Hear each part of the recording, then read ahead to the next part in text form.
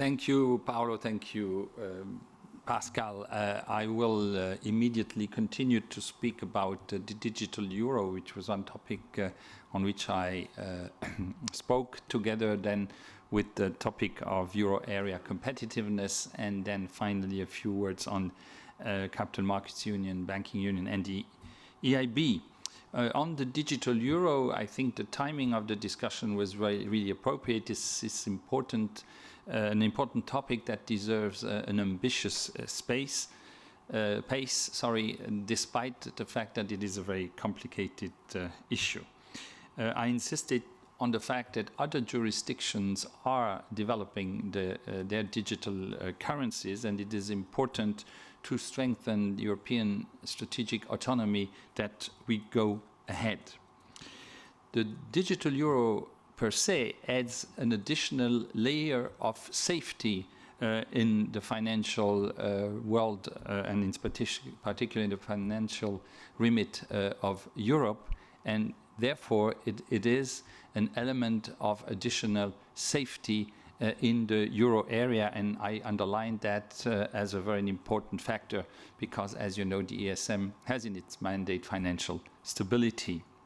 I also welcome that the ECB is exploring for the use of the digital euro not only the private single use case but also the wholesale use.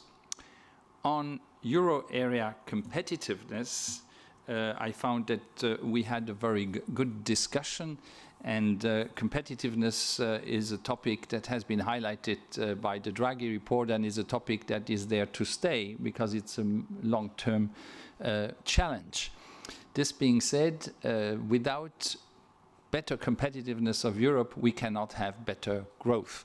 So competitiveness is a must, and growth is a must if we want to ensure growth and also have sufficient means for our social safety net. So, competitiveness is a conditio sine qua non. It is necessary, but it is not everything.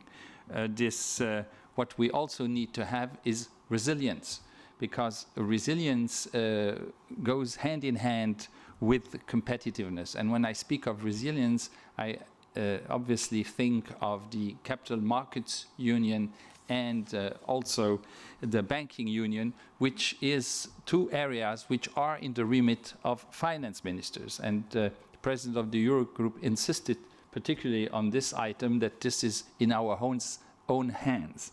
So progress is direly need on those two issues, and I remembered also the European countries that on the banking union there is still also topics on which we have agreed that are still not being implemented.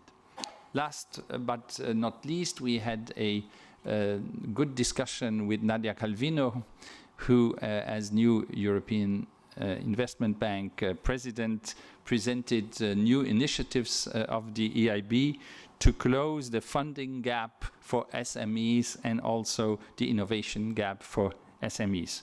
This was very welcome and very coherent with the topic of competitiveness that we addressed today.